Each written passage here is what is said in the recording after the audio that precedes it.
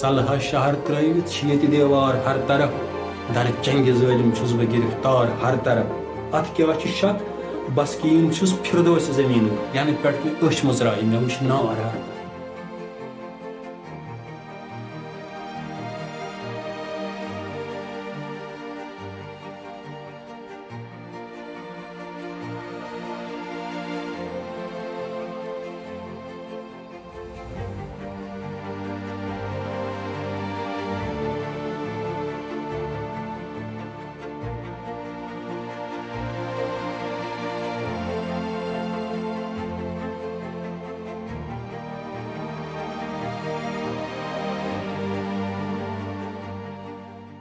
آزادی کا دن غلامی کے سائے میں آغاز موجودہ صورتحال 15 اگست بھارت کے لیے یہ دن جشن تقریبات کا دن ہے، لیکن بھارتی غیر قانونی زیر قبضہ جموں اینڈ کشمیر کی عوام کے لیے یہ دن خوف، نگرانی اور جبر کا دن ہے۔ اس دن سے پہلے ہی وادی میں سیکیورٹی فورسز کا سلسلہ بڑھ جاتا ہے، ہر گلی میں ناکہ لگ جاتا ہے، ہر گھر کی تلاشی ہوتی ہے اور بڑے بڑے فوجی قافلے سڑکوں پر قابض ہو جاتے ہیں، ڈرونز آسمان میں گھومتے ہیں، سی سی ٹی وی کی آنکھ ہر حرکت پر نظر رکھتی ہے۔ یہ فضا آزادی کی نہیں، قبضے کی بھری ہوئی فضا ہے۔ آزادی کو جبر میں بدل دینا، بھارت کہتا ہے کہ وہ آزادی کا جشن منا رہا ہے، لیکن کشمیری عوام کے لیے یہ جشن جبر کی علامت بنا دیا گیا ہے۔ مودی سرکار نے ہزاروں فوجی اہلکار تعینات کیے ہیں، یہ محافظ نہیں بلکہ قیدی پر نگرانی رکھنے والے پہرے دار ہیں۔ بچوں کو اسکول جاتے ہوئے روکا جاتا ہے، بازار کھولنے والے دکانداروں کو مسلح گشت گھور کے دیکھتے ہیں، پس منظر میں ایک غیر اعلانیہ پیغام ہوتا ہے کہ تم غلام۔ جبری جشن کا مذاق، کیا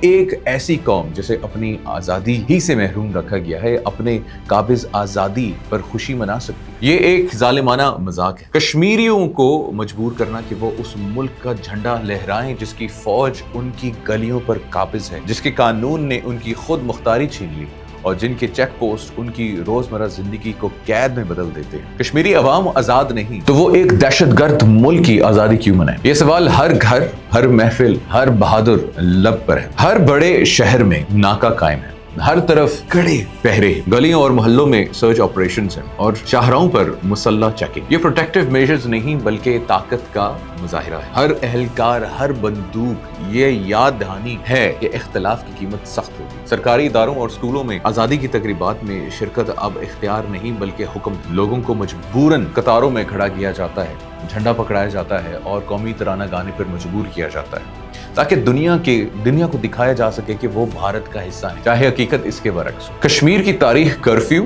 لاک ڈاؤن اور فوجی جبر سے بھری ہوئی ہے۔ 90 کی دہائی میں جبری گمشدگیاں اور اجتماعی چھاپے معمول تھے۔ 2026 میں پیلٹ گنز نے سینکڑوں نوجوانوں کی آنکھوں کی روشنی چھین لی اور 2019 میں آرٹیکل 370 کا خاتمہ کر کے وادی کو دنیا سے کاٹ دیا گیا۔ 15 اگست کا جشن انہی زخموں پر نمک چھڑکنے جیسا ہے۔ وہی طاقتیں جو برسوں سے جبر کرتی آئی ہیں اب جشن منانے کا حکم دیتی ہیں بندوق کی نوک پہ۔ آزادی سے پہلے کی راتیں خاص طور پر خوفناک ہوتی ہیں، چوراہوں پر مزید ناکے لگ جاتے ہیں، شناختی کارڈ چیک معمول بن جاتا ہے، کرفیو کی وجہ سے گلیاں سنسان ہو جاتی ہیں، لوگ گھروں میں چھپ جاتے ہیں، حفاظت کے لیے نہیں بچوں کے لیے۔